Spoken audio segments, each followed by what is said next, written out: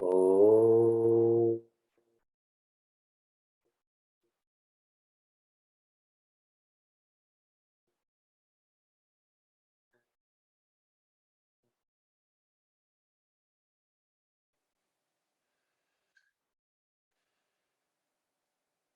Oh.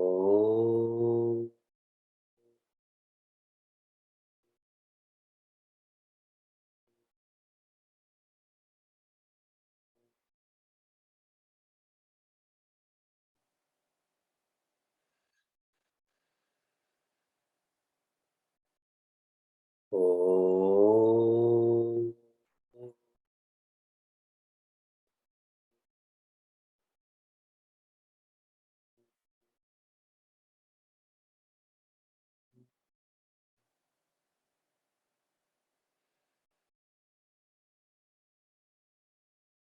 Are you? And greetings from Niagara Falls. Many around the world are celebrating Deepavali right now.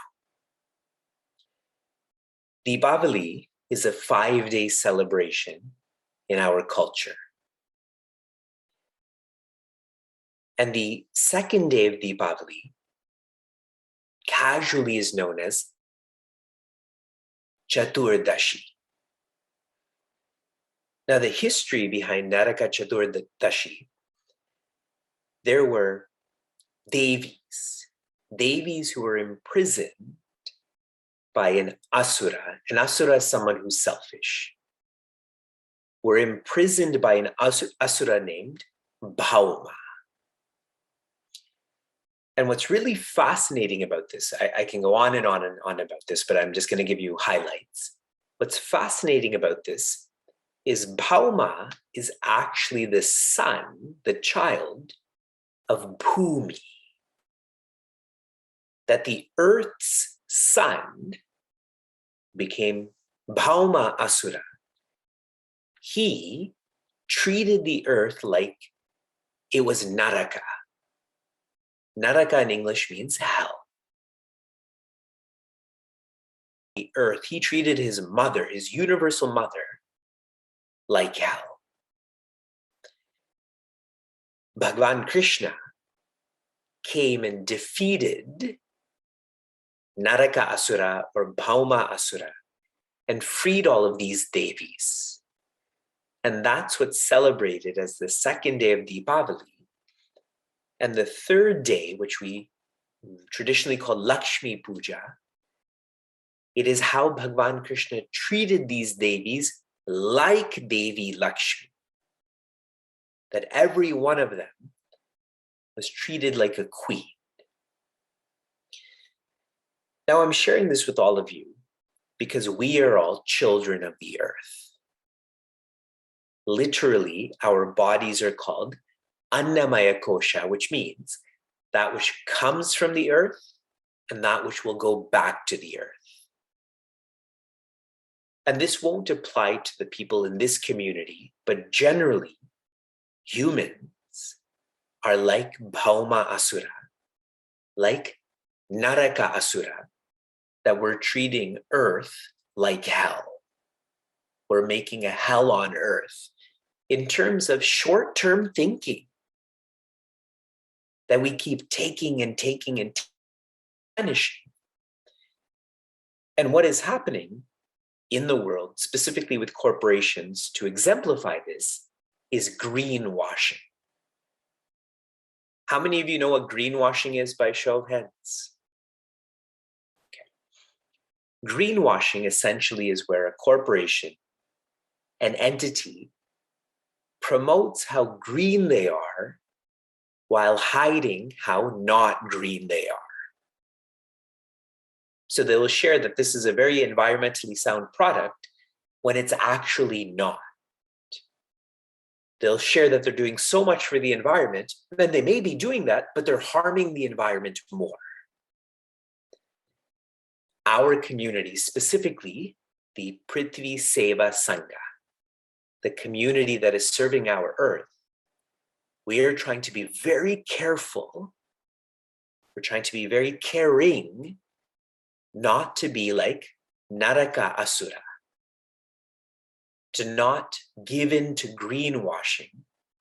Conversely, we are trying to practice Satya, which means to live ideally.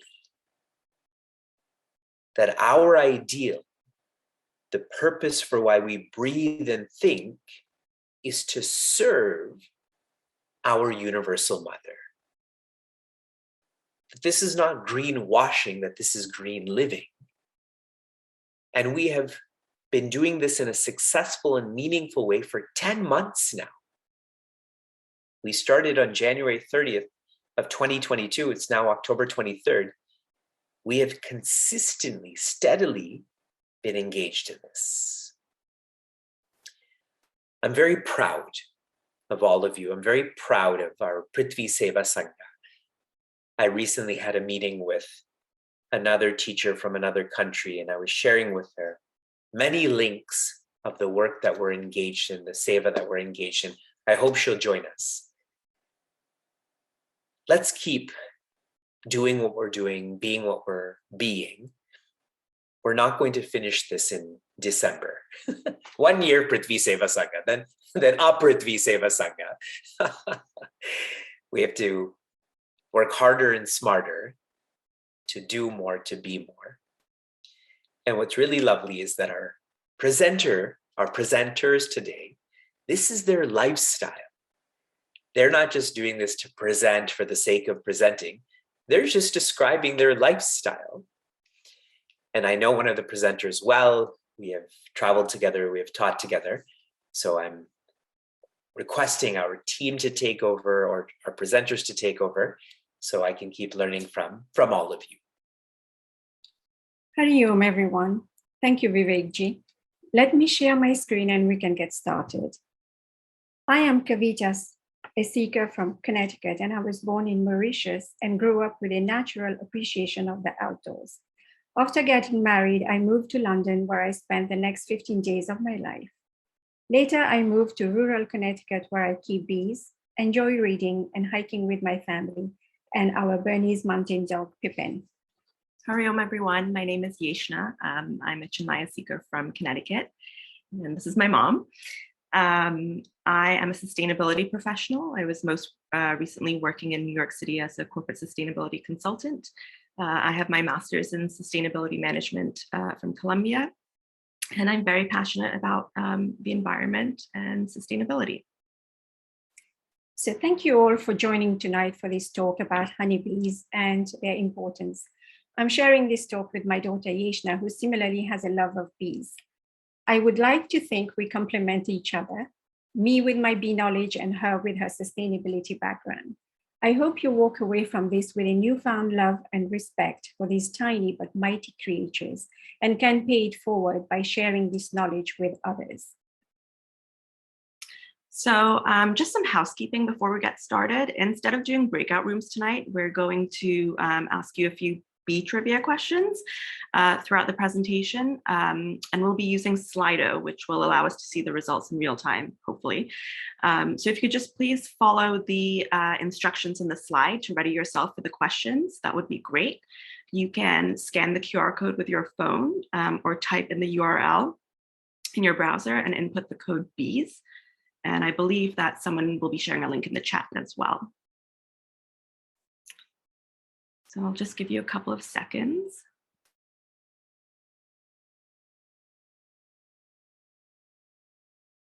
Okay, I think everyone should have the QR code by now. Okay, so I'll start off with a little bit about me and how I became a beekeeper. I have a vivid memory of me as a teenager in Mauritius going to the temple and seeing bumblebees at its entrance. They were attracted to it because of the sugar that was offered as prasad. For some reason, I never felt afraid of them, and somehow I knew they were special. After our move to rural Connecticut, I would see local beekeepers in their white bee suits in their apiaries, which made me curious about the mystery of beekeeping. That was probably the beginning of my story with bees. My journey with beekeeping, however, started 10 years ago in 2012. When my local land trust where I was volunteering offered a beekeeping course, I could not let the opportunity to learn about bees pass me by. So I took the course, attended some workshops, shadowed other local beekeepers, and 2 years later, in 2014, I got my first hive, and I never looked back. I have been keeping honeybees for 8 years now, and I have 11 hives at the moment. So let's first talk about the origins of bees. Bees evolved in the late Cretaceous period and lived amongst dinosaurs for about 23 million years.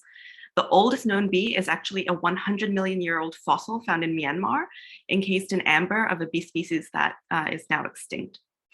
Today, there are about 21,000 bee species and counting across the world. And in North America alone, there are 4,000 different species of native bees.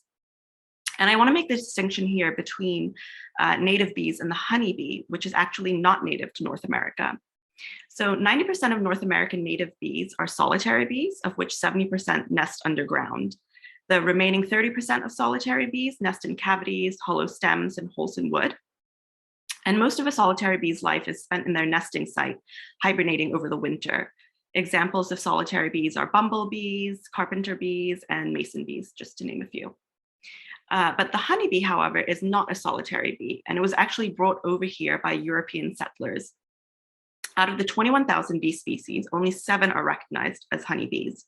Honeybees are considered superorganisms due to their complex social systems and dynamic, tight-knit interactions with one another and their environments.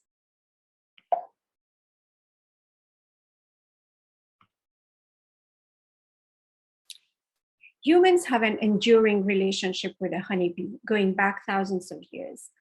Our ancestors first learned to harvest honey from wild hives. Prehistoric cave drawings like the one shown in the top picture in Spain and Africa show people harvesting honey from wild bee colonies. The Egyptians were the first prolific beekeepers and revered honey as a valued commodity.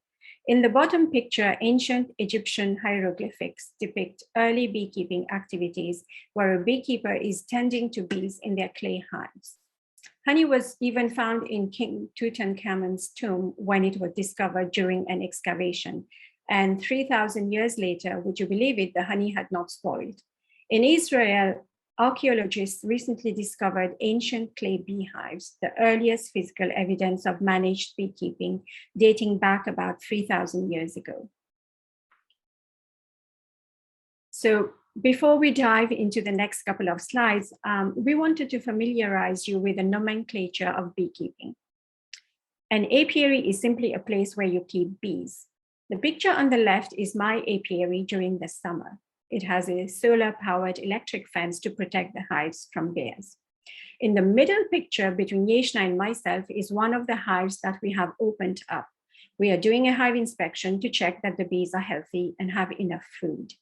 A hive is a structure that houses a full colony of bees and is made up of a minimum of 2 boxes. Inside the boxes, frames like the one in the top right picture are hung for bees to build hexagonal wax cells. These cells are where nectar, pollen, and honey are stored, and where eggs develop into larvae before emerging as bees. Okay, so we're at our first question. So if you could please pull up the Slido page that you opened at the beginning, that would be great. And we want you to tell us how many honeybees you think live in one colony. I'll give you a few seconds to input, and we should start to see the answers up on the screen. Okay. Okay, a lot of people saying 5,000 to 10,000. Okay. Oh, okay. All right, so it seems like the majority think it's between 20,000 to 40,000. So the correct answer is actually 40,000 to 60,000. However, going into winter, the queen stops laying because of limited food and resources. So that number actually goes down for that period of time.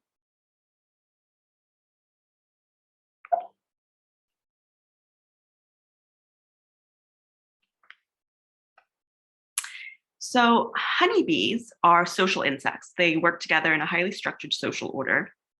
as a superorganism, and they can teach us about the nature of social organizations. The colony is a matriarchal society in which 90% of the population is female. The queen honeybee is the only reproductive female in the colony, and she lays about 2,000 eggs a day. As you can see in the picture, she has a longer abdomen and always has a group of ladies in waiting around her to feed her and care for her. Drone bees are the 10% of the population that are male. Their only purpose is to mate with the queen and then suffer instant death. Those who do not mate come back to the hive and live off the labor of the female bees until they get kicked out in the fall, since they're a limited winter resources and they're a liability. And also, drones, unlike female bees, do not sting. Worker bees are the non-reproductive female bees. They are the smallest in physical size, and their bodies are specialized for pollen, propolis, and nectar collection. The diversity of jobs within a beehive is actually quite remarkable. During their 6-week lifespan in the summer, every female worker bee progresses through a number of roles. As a nurse bee, she cares for and feeds the larva, but then graduating to a receiver, she starts taking the pollen and nectar brought into the hive and packs it into the cells. She then fans her wings very fast so that she can evaporate the nectar, reducing the water content to 17 to 18% until it becomes honey. Promoted to a builder, she then uses the wax secreted from her abdomen to build new wax comb and cap honey cells. As an undertaker, she disposes of any dead bees or diseased larvae. Interestingly, the beehive is one of the cleanest and most sterile environments found in nature. Preventing disease is a really important task, otherwise the diseased larva can quickly become a health threat to the colony. Guard bees are exactly what they sound like. They guard the hive against predators. They station themselves outside of the hive entrance and check each bee that returns to the hive for a familiar scent. Only family members are allowed to pass. She then moves on to scouting duties. So as a scout bee, she goes out into the wide world and looks for resources for the hive, such as pollen, nectar, and tree resin. And finally, she spends the last stage of her life as a forager, collecting the pollen and nectar that will sustain the colony. These are the bees you encounter the most outdoors. It's a dangerous stage of their life because they can be stepped on, eaten by birds or spiders, caught in a thunderstorm, or diced by a mower.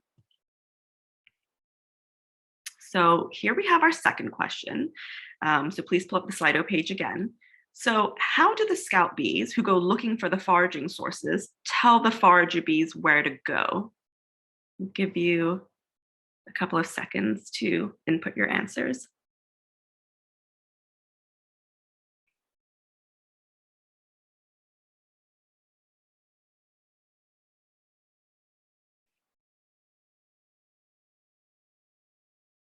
Okay, it looks like it's a competition between leaves a trail of pollen and dances.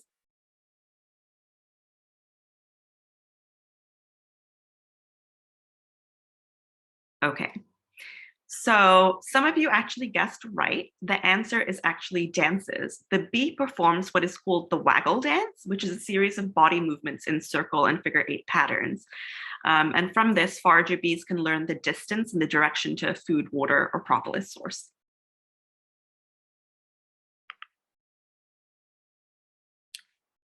So what comes out of a hive? Surprisingly, honey is not the only product that bees provide us with. They also provide us with other products. Honey is the natural sweet substance produced by honeybees from the nectar of blossoms. It is a major source of carbohydrates and energy and is used as a sweetener in many cultures. Honey contains enzymes, amino acids, minerals, and has antioxidant and antibacterial properties. Some believe it can alleviate the symptoms of hay fever and allergies due to the presence of pollen grains. Honey, being hygroscopic, meaning it has the ability to attract water, is used in wound care in hospitals. It is also well known as a cough and cold remedy. While they move from flower to flower, bees collect pollen, which they put into pollen baskets located in their hind legs. Many people consume bee pollen as it is highly nutritious and a good source of protein. The third product that the hive offers us is beeswax. Beeswax is used in cosmetics, balms, salves, and candle and soap making. The Vatican is known to use only beeswax candles, which burn clean and smoke-free and do not impact the expensive paintings and frescoes. It can also be used to wax skis, boats, knitting needles, and food wraps, amongst others. The other product of the hive that most people are not aware of is propolis. What is propolis? Well, it is a type of tree resin collected by bees. It is also known as bee glue, since bees use it to seal cracks in their hive. It has antibacterial and antifungal properties. Before the use of Band-Aids, humans used propolis to cover cuts, scrapes, and burns. Nowadays, it is an ingredient in toothpaste, throat lozenges, and mouthwash. Probably the most mysterious substance produced by honeybees is a milky white liquid called royal jelly. You may have seen royal jelly as an ingredient in power drinks, in facial creams, or even supplements at your natural food shop. Royal jelly, which is the main component of a queen bee's enriched diet, is a superfood chock full of amino acids, vitamins, and trace minerals which are necessary for human survival and maintaining a healthy immune system. The final product of the hive is bee venom. Many people turn to alternative therapies such as bee venom for the treatment of rheumatoid arthritis, multiple sclerosis, and Lyme disease when such traditional medicine has failed. As you can see, honeybees make other products of value besides honey. The science of using products from the hive for health and healing is practiced around the world and is known as apitherapy. Now, meat doesn't come directly from the hive. Rather, it's a byproduct of the hive, but I would be remiss not to mention it since the first written description of meat is in the Rig Veda. This alcoholic drink is brewed from honey and water and fermented with yeast. So now that we've learned about all the great products the hive supplies, we're going to ask you how much of the number one substance, honey, does one honeybee produce in her lifetime? So go ahead and select your choice on this last question and let's see what we get.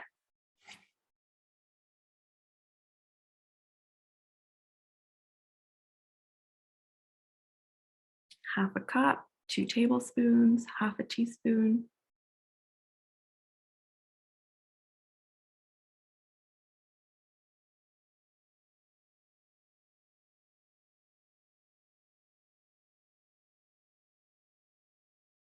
Okay, so the majority think, or 41% think half a cup. And then right behind that is 2 tablespoons. Yes, 6 to 8 weeks of life, yeah. So the correct answer is 1/12 of a teaspoon. A honeybee only produces 1/12 of a teaspoon of honey in her lifetime. So I hope that gives you a sense of how much work and how many bees contribute to your jars of honey at home. So now on to why do bees matter? Why should we care? Well, bees, and not just honeybees, all bees and all pollinators for that matter, play an integral part in our world's ecosystem. Nature is an interdependent system and functions as a series of specialized relationships. As pollinators, bees are a keystone species, meaning that despite their small size, they play a large and essential role within the ecosystem, such that if bees were removed, the ecosystem would change drastically and the food chain would collapse. So by pollinating plants and trees, bees ensure all the essential ecosystem services that plants give us, like producing oxygen, capturing carbon dioxide, providing shelter and habitat, and so much more.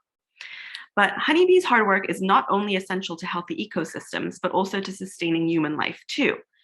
European honeybees are an established component of many countries' agricultural systems. In fact, pollination by honeybees contributes significantly to global food production. Bees pollinate about 70 of the top 100 food crops that we eat.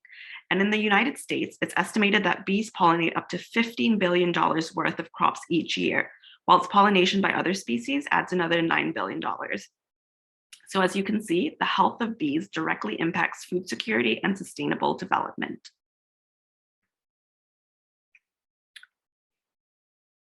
There was a time, maybe 30 to 40 years ago, when some farms may have relied on pollinators in the wild and unmanaged honeybees to satisfy pollination needs. But with the decline in bee population, free pollination became a thing of the past. Now, given our current food system and needs, farmers must rely on commercial pollination provided by commercial beekeepers. Commercial beekeepers are those who have a minimum of 2,000 hives, which they ship across the nation to different farmers to lend their bees for pollination to help increase their crop production. Almond is a crop that captures the importance of the symbiotic relationship of commercial beekeepers and farmers. Almonds rely heavily on pollinators to assist with fruit production. During almond season, more than 2 million hives of the 2.5 million hives total in the US are moved to California's almond farms. As you can see in the map, migratory beekeepers go to Texas, the Dakotas, Maine, and Florida, amongst many other states.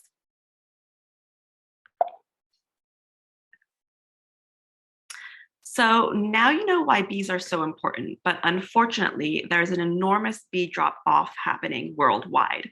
The number of managed US honeybee colonies has alarmingly dropped by nearly 60% from 6 million colonies in 1947 to just 2.5 million today. And there are a number of reasons for this decline in bee population, and we're going to highlight the top 4. So first up is habitat loss. With population growth, the demand for food has continued to increase, which has led to agricultural land use change, where we convert natural habitats into farmland for livestock grazing or crops for human and animal consumption. These monocultures, in which only one crop is being planted, lead to a poor diet for the bees, and this lack of proper nutrition weakens their immune system, making them prone to disease and parasites. Habitat loss is also due to the increase of urbanization. Large swaths of forests are being cut down for timber use and to make way for human habitation. With this encroachment, we're taking away the tree cavities for honeybees and the space for ground nesting bees to nest in. And the native plants are becoming rarer, so we're losing some species. And we're also inviting invasive species in, which is also not good for the bees. Very closely tied to habitat loss is climate change. So as plants emerge and flowers bloom at different times compared to years past due to climate change, the plant-pollinator relationships can fall out of sync, meaning the availability of different foraging sources at different times will change for the bees. And when these plants do bloom, as temperatures increase and we experience droughts, they're producing less nectar for the bees to forage for food. Also, toxic particles in the air as a result of pollution can interfere with honeybees' navigation, their flight ability, and can reduce their lifespan. Now, meet the varroa mites, a beekeeper's worst nightmare. Varroa mite looks like ticks on honeybees. These external parasitic mites were introduced into the United States in the 1980s and are now found worldwide, unfortunately. They appear as coppery discs which pierce the bee's exterior to feed on their fat and can quickly reproduce. Varroa mites weaken bees and transmit many viruses and diseases. Eventually, left untreated, a colony infested by mites will succumb to the disease and die. In response to varroa mites, beekeepers use IPM, or integrated pest management, to reduce their mite count. IPM consists of regular sampling to track mite count and the use of non-chemical practices like requeening, meaning changing the queen in the hive. You can also buy hygienic bees, which were developed by Marla Spivak of the University of Minnesota, which can actually detect, uncap, and remove diseased brood before it becomes infectious. If necessary, beekeepers will also intervene using organic chemicals such as oxalic acid and formic acid. Pesticides are also a contributing factor to honeybee decline. The most studied chemical culprit is a class of agricultural pesticides called neonicotinoids, or neonics for short. These are based on the chemical structure of nicotine. These chemicals are very popular because they spread all throughout the plant's tissues, are effective after only one application, are less susceptible to runoff, and are less dangerous to humans, birds, and most vertebrates. However, they are quite bad for bees. Studies have found trace amounts of pesticide in pollen grains that bees bring back to their hives for food. One pollen grain with trace chemicals wouldn't be an issue, but scientists have found that the chemicals accumulate to critical levels within the beeswax. Pesticides lower the bees' immune systems, weakening the hive and leaving it wide open to parasitic infection. It also attacks the bees' nervous system, leading to paralysis and death. The chemicals in pesticides have also been shown to alter their foraging behavior, their communication, and also their larval development. You may have heard the term colony collapse disorder, or short CCD. CCD is often incorrectly used as a blanket term to refer to the trend of bee decline. In actuality, CCD only refers to the phenomenon characterized by the sudden and sometimes overnight loss of the vast majority of the hive, leaving a queen, full brood, larvae cells, and full honey stores behind. In collapsed hives, no dead bees are found, which is puzzling scientists and posing a major challenge to the study of the disease. The USDA has been studying the phenomenon since 2009, when it became apparent that colony collapse was not something that would disappear on its own. However, while alarming, it is not the main reason behind the mass die-off of the bees. So what can we do? The good news is that there are a number of things we as individuals can do to help save the bees. The first set of solutions pertain to gardening. A native plant is one that naturally evolved in a habitat, as opposed to invasive plants, which are introduced to the region and are harmful to both native plants and animals of that region. By planting pollen and nectar-rich native plants that flower at different times, so that blooms are present spring to fall, you can help ensure a continuous and varied food supply during the seasons for not just the bees, but also the other pollinators like the butterflies, the birds, the bats, and moths. And even container gardens in urban spaces can provide important food for bees. About 5 flower heads provide enough food for 1 baby bee.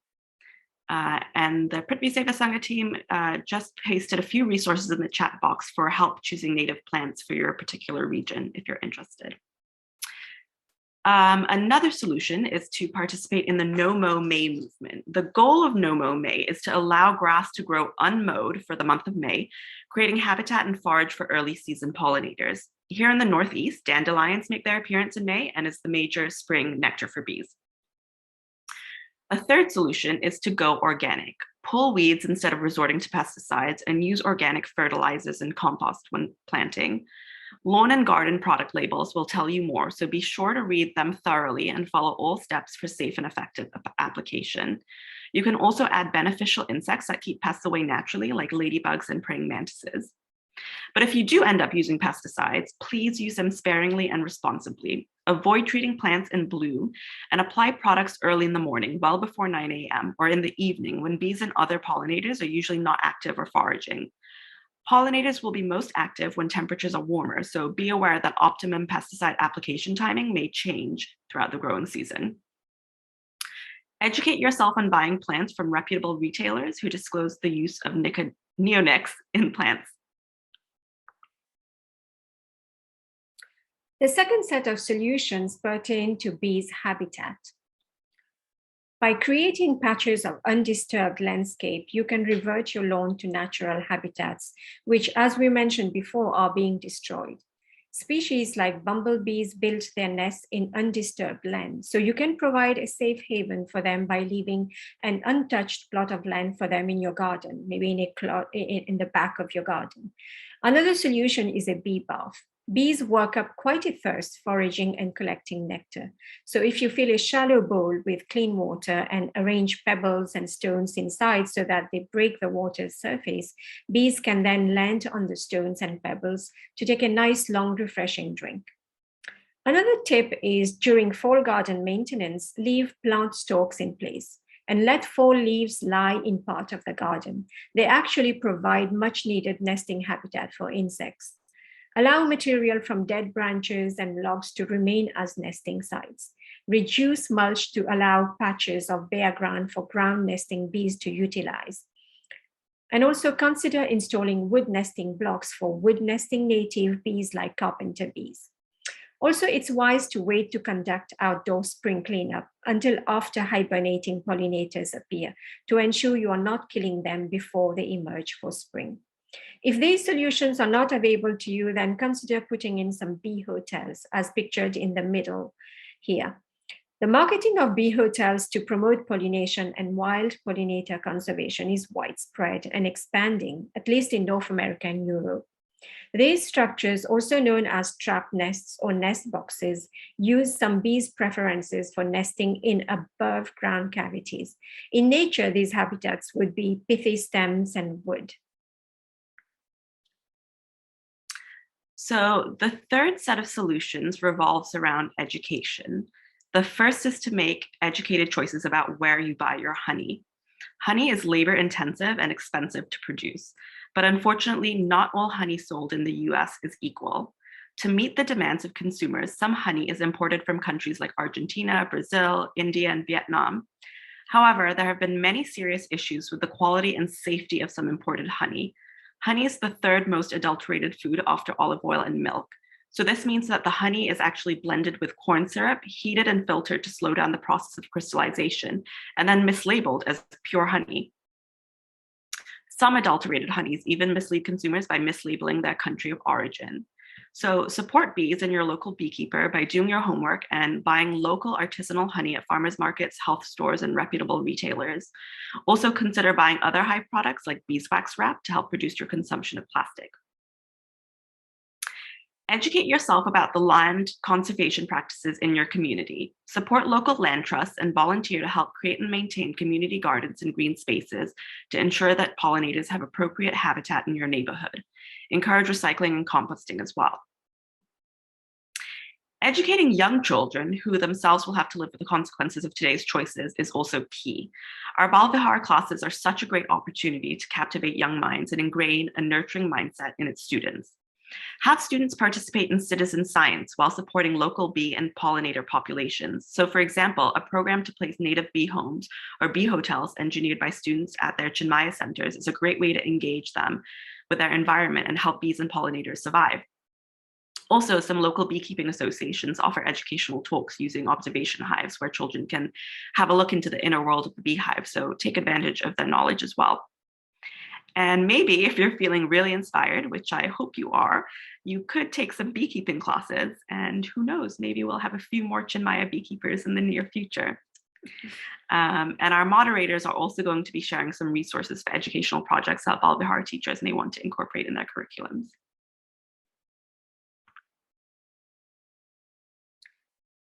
Bee mythology and honey have featured in many cultures. So we wanted to end by talking a little bit about bees and Hinduism. Frequent references to sacred honey and mead in the Rig Veda suggest apiculture may have been established in India in early times. Honey's medicinal properties are also mentioned in Ayurveda. In Hinduism, Vishnu, Shiva, and Indra together are called the Madhav, or nectar-born ones. Vishnu is shown as a blue bee on a lotus flower. Krishna is depicted with a blue bee on his forehead. Shiva has another lesser-known form as Madheri, the suave one, represented by a bee above a triangle. In the Rig Veda, at the wide striding Vishnu's highest footsteps, there is a spring of mead, meaning madhu. The practice called Brahmari Pranayam involves buzzing like a bee in a low-pitched om sound. Combining this with a hand position that limits our senses allows benefits such as calming anxiety, anger, and getting in touch with ourselves. The picture on the right depicts Brahmari, the Hindu goddess of bees, seen as an incarnation of Lakshmi. Lakshmi declares herself to be Brahmari in the Lakshmi Tantra. During the 60th era, there will be one demon called Aruna, who will do much harm to men and sages. Then I shall appear in bee form, incorporating innumerable bees, and I shall slay the mighty demon and rescue the three worlds. From then on, people will praise me forever and address me as Brahmari. This is in the Lakshmi Tantra. Now that you've learned about honeybees, I invite you to take a moment to reflect on what we can learn from them and the parallels between Vedanta and bees while I close with a mantra. Samudravasane Devi Parvatastana Mandale Vishnupatni Namastupyam Padapasparsham Kshamasvame.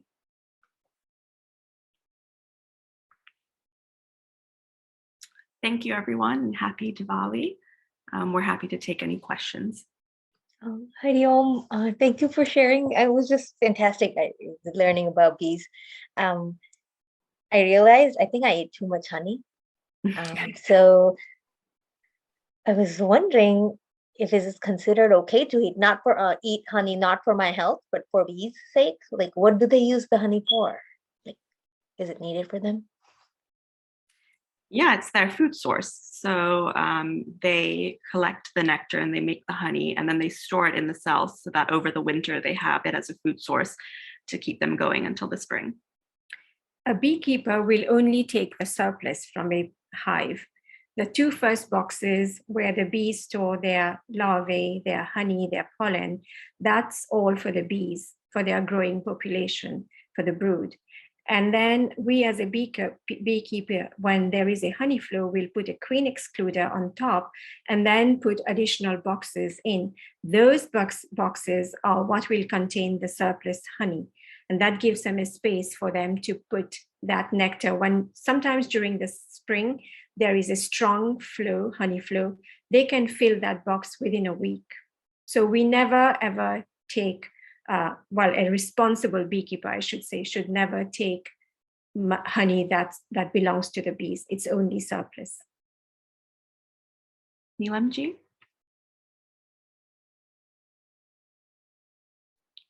Hari Om.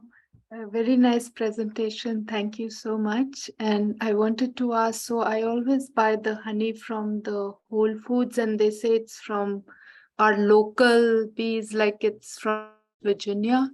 So there's something like that you were saying, right? Like try to buy the ones that are local, the bees are from the local area also, something to that, right? You can. Yes. So it's best to, if you keep away from imported honey, that's best. Try to support your local beekeeper, or even buying local US honey is fine, as long as it's properly labeled and you have the name of the company and you can vet it, you can look into it, it has a website. Unfortunately, honey in many ways has been adulterated in many cases. When some beekeepers will sometimes maybe buy honey from other places and blend it and heat it to make it shelf stable. Whereas when you buy from a local beekeeper or a backyard beekeeper, that bee is straight from the hive into the jar. And that's your best bet on getting the best honey. Not to say that other honeys at supermarkets are bad, but you have to beware of larger companies who want to make a profit and will mix honeys from different places and can buy it from other countries and bring it here and mix it. And that's unfortunate, but there is a lot of adulteration going into the bee industry. Honey is the third most adulterated product after olive oil and milk, unfortunately. I would also add that unfortunately, honeybee labeling isn't really regulated. So they might say things like natural or organic, and it doesn't really necessarily mean anything. So I would just take what's written on the label with a pinch of salt. And beekeepers have been trying hard to work with the USDA to have proper labeling, like we have stricter regulations in Europe, but not yet in the US. And more beekeepers and associations are pushing towards that. And hopefully it will happen at some point. Have we become better people as beekeepers? I'd like to think so. I think I've certainly become a lot more aware of how special bees are and how overlooked they can be. They're incredibly smart, and I think we can learn so much from them, both, in our social lives, but also, just seeing them really like lean into their dharma of their, you know, what their role is and their responsibility, you can see how it just sort of makes the whole system really efficient. And they live and breathe for the hive. They're not egotistical whatsoever. So just being around them and sort of appreciating them, I think has helped sort of, you know, reinforce those kinds of messages. I would also add to that by saying that once you walk into an apiary, you slow down. The bees naturally slow you down because you cannot open a hive and rush into doing an inspection, for example. You have to be very gentle with bees because you are going into their home and you're disrupting them. So you have to be as slow and gentle as possible. And I find that when I work with bees, it's almost therapeutic. You can spend 3 to 4 hours doing an inspection on the bees, and they keep going on. And if you are gentle, they will not be defensive or aggressive. They will work alongside with you. And I think that's great to see how they all work as a community. They live and breathe, as Yishna said, for the community, for the hive, and they will give their life for the hive as well. Because when bees sting you, if they feel they have to defend the hive, they will sting you. And when they sting you, they die. So just to show you the level of commitment to their society. And I hope there are some lessons for us as human beings to take from that. If you want a bit more further information about that, there's a really nice book called Bee Democracy, which is by Cornell University professor. His name is Tom Seeley. And if you look it up, he makes this parallel between a hive's organization and our society, a democracy, and how decisions are made in a hive. And we could take the same parallel and maybe turn ourselves into a better society. I hope I've answered the question. We've answered the question. I see that Pari is asking, what is your favorite part about beekeeping? Oh gosh, that's a good question. I honestly just like going in and seeing the bees. Every time I walk into the apiary, I talk to them as if they're my friends, and I'll just say, "Hey bees, how are you?" And I don't know. I guess I say that because I want to sort of keep them calm and maybe not, get too many stings that day. I just like, opening a hive and not knowing what you're going to see. That's very exciting to me. Yeah, there's a lot. After a few years of beekeeping, you have a trained eye. I used to, in the beginning, go in and I would say, oh, I have to see the queen. I have to look for the queen. But it's very hard to find her. But there are other ways of finding her. You look for eggs, then she's there. So, but it's just the whole where they are putting the nectar, where they are putting the pollen. What's the population like? You never know what you're going to see when you open a hive. It's always a mystery. And what you see in there will determine what actions you will take in the hive afterwards. So very exciting. Sorry, Kanji? Sorry, I always wondered if there was a process of cleaning the honey that you get, like with the milk, you pasteurize them. Because there were cases of infection in the infants, especially. With botulism and all those things. So just wonder what they do about it. Mm-hmm. So honey in most labels will tell you that it should never be given to infants less than 18 months. And that's because honey contains, like many raw products, contain botulism spores. And as adults, our system of digestion is mature and can deal with botulism, but infants do not yet have a mature digestive system. So that's the reason why we say we shouldn't feed them infants honey until after 18 months. It used to be 12 months, but now the new regulation is 18 months old. And because honey is not pasteurized, not heated, not filtered, certainly raw honey, like we get it, the purest of honey, should never be overheated, because it kills all the vitamins, the minerals, and a lot of other good properties in honey.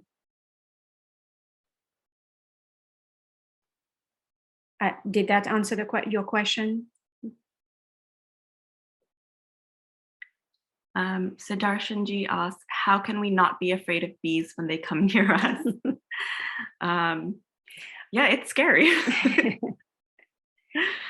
Well, if you're going into an apiary, I would highly suggest wearing a bee suit. There are some people who like to go in regular clothes, and I salute them, but I'm not going to be one of them. And I think staying calm is really key, actually. The thing with bees are that bees are defensive. They are not aggressive. If you swat them, you're doing this and that, then they will come to you. And because they are trying to defend and guard, that's when they can sting you. But if you leave them around, we have bees in our yard all the time. We're sitting in the deck and the bees are flying around. They go about doing their business and, collecting nectar and so forth. They will not come and sting you. They will come close to you, but if you don't swat them, they will leave you alone, because you're not putting them at risk. So I would say sometimes there are some bees that have certain genetic in them that make them a little bit aggressive. And in those cases, what we as beekeepers do find that we have to change our queen, because some of the queens can be aggressive and that gene can be propagated in the hive. So the main thing to do is change your queen. There are different kinds of bees. For example, there are Russian bees, Italian bees, Africanized bees, which Africanized bees are the meanest of all bees. And it's a big problem if you have them in your yard. We have found that Italian bees are quite gentle and docile.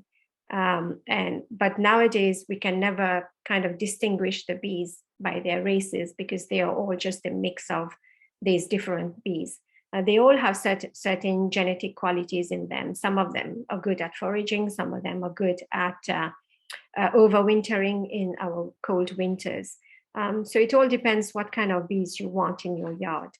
But I would say, certainly they do sting, but if you don't swat around, then you'll be perfectly fine. Hari Om, I think we can probably start to close. Thank you, Yashna and Kavita ji. This was so informative. This world of bees is such a new world to me that I feel like we've taken for granted, and they've helped our world so much without us even knowing it. So thank you so much for all of the resources you've provided in the presentation. I'd like to invite everyone for our next Prthvi Sevasanga workshop, which will be in November 27th. And prior to that workshop, we also have a Prthvi Seva Guide work time that happens a half an hour before. So that's 8:30 p.m. Eastern time. So please encouraging all to join us to talk more about application and how we can go about making changes.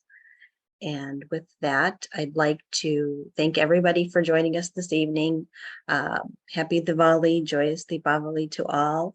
And please also look out for new initiatives that will be released tomorrow through Chinmaya Mission Niagara. Stay tuned to our website and social media. A lot of exciting new offerings will be coming your way. And we'll just end with an Om. Everyone have a good evening and joyous Deepavali. Om.